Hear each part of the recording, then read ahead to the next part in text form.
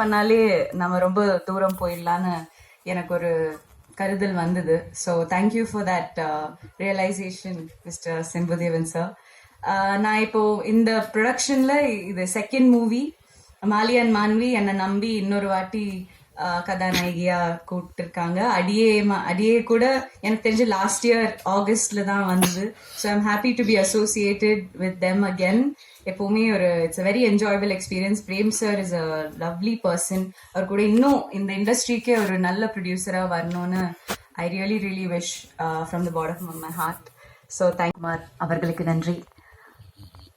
இந்த டீம்ல என் கூட இருந்த ஒவ்வொருத்தருக்கும் ஆல்ரெடி நாங்கள் முன்னாடியே படங்களில் மீட் பண்ணியிருக்கோம், நிறைய பேரை பார்த்துருக்கோம், நிறைய பேர் கூட ஒர்க் பண்ணியிருக்கோம். ஆனாலும் இந்த படம் ஒரு சேலஞ்சிங்காக ஒரு நல்ல எக்ஸ்பீரியன்ஸாக இருந்தது.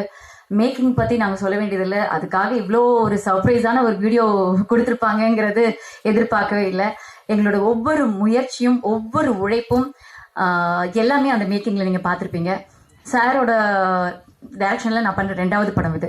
புலியில் நான் ஒர்க் பண்ணியிருக்கேன். அதில் full and fully comedy role கொடுத்தாங்க. அதுக்கப்புறம் இந்த படத்துக்கு கூப்பிடும்போது அவங்க சொன்னது யூஸ்வலான காமெடியாக இருக்கக்கூடாது, கொஞ்சம் சட்டிலாக இருக்கணும், இமோஷனான நிறைய சீன்ஸ் இருக்குது, அதுலேயும் பெட்டராக பண்ணணும் அப்படின்னு சொன்னாங்க. அது நான் ஓகே ரொம்ப எப்பயும் ஷூட்டிங் போகிறோம், அந்த மாதிரி இந்த ஷூட்டிங்கும் ஒரு மாதிரி இருக்கும் போது கடலில் 2 நாள் 3 நாள் எடுப்பாங்களா அப்படின்னு நினச்சோம்.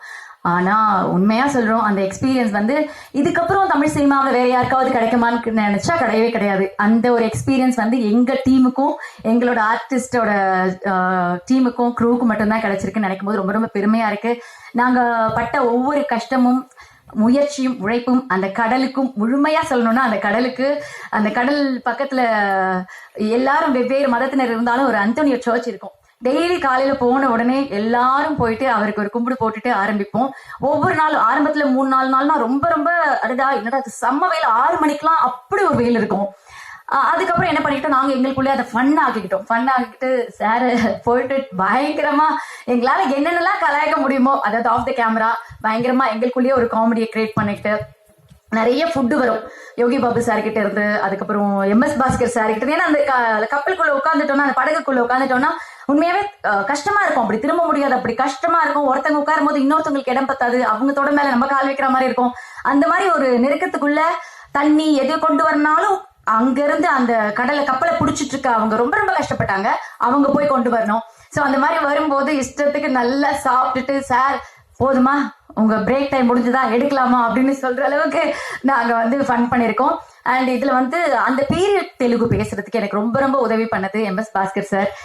அந்த கரெக்ஷன்ஸ், அந்த நடிக்கும் போதே அவ்வளோ கரெக்ஷன்ஸ், ஸ்பஷ்டமா பேசணும், இந்த இடத்துல இப்படி பேசணும் அப்படின்லாம் சொல்லி கொடுத்தாரு. அண்ட் கௌரி, நான் நிறைய ஹீரோயின்ஸ் கூட ஒர்க் பண்ணியிருக்கேன்.